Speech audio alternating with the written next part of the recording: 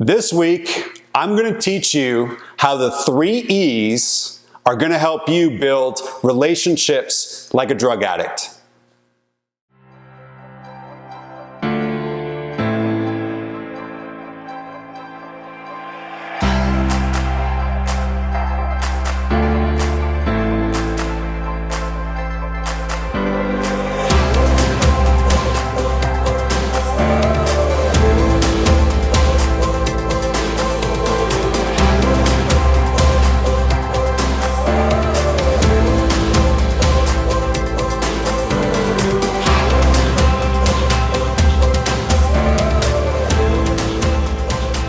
So in my career, I chose to build relationships with customers and partners and employees in a fundamentally different way. And today I'm going to teach you how I did it. And I'm also going to tell you it's not exactly new. It's what drug addicts do to recover, but it's actually kind of revolutionary when it comes to building relationships in a professional environment. And it comes down to the 3 E's. So the first E is empathy. In order to recover from drugs, when we sponsor people, we're helping people, we really need to understand where they are. And we really need to connect with who they are as a person.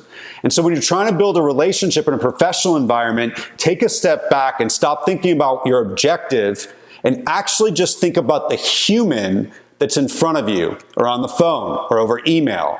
And try to put yourself in their shoes and think about what they would be feeling and what they would be thinking. And if you do that, you're going to have a better understanding of how to connect with them instead of just trying to sell them what you're trying to sell them or tell them what you're trying to tell them or make them do what you want them to do. So empathy is the first thing that's really important. It's the first E. The second E is exact understanding. I find that most people in the professional world have conversations and meetings and emails, and they're not quite sure what the person meant when they said X, or they're not quite sure what Y means. They don't really know for sure what's going to make this person want to partner with them, want to buy the product, or want to actually do the thing that you want as a manager for them to do. And a lot of times we're scared to really dig down and understand what they mean when they said X, what they mean when they say Y, what they really want when they say they want Z. Well, as addicts, in order to recover, we have to go through the 12 steps, which require a fearless, searching inventory of ourselves. And so then as sponsors, when we sponsor other addicts, we have to help people do the exact same thing. So we as sponsors achieve a level of exact understanding, first of ourselves, and then of the people that we sponsor, in a way that most people are scared to do in a professional environment. Scared to ask that question that's the 3rd time. Scared to really dig in and truly understand. If you achieve exact understanding, you have better data. And with better data, you can make better decisions. You can tailor your offering to a customer in an even better way. You can actually understand how to make the relationship even better. You can actually know how to motivate the employee faster and more effectively. And so exact understanding is really key, and that just requires doing the uncomfortable work of pushing through not knowing and asking the questions to achieve exact understanding.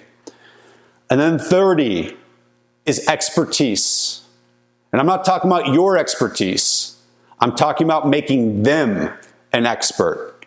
You see, in recovery, a sponsor is most effective not when they're the expert, but when they help their sponsee become an expert of their own recovery.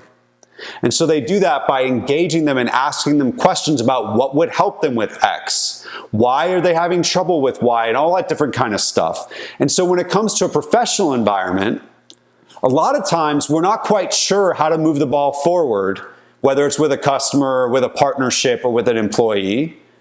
And sometimes we're so scared to just ask the question, if I wanted you to buy my product, what should I do here?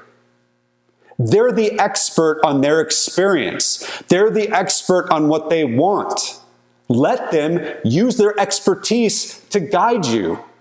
If you're dealing with a partnership, just stop and say, look, I sense that we're not really aligned on what's going to really make this partnership successful, and I really want this partnership. So what do you think we need to do to make that successful? Or the employee, like, what do I need to do as a manager to really help you achieve your goals? What am I not doing that's not working? Everybody that you're talking to is an expert on their experience, and if you're trying to build a relationship in order to be successful in sales and managing relationships and dealing with employees, they're the expert on how you can do that. You don't need to pretend that you know everything and hide behind a wall and try to do all this guessing. Make them the expert. So if you want to learn how to manage relationships and build relationships successfully, do them the way a drug addict does.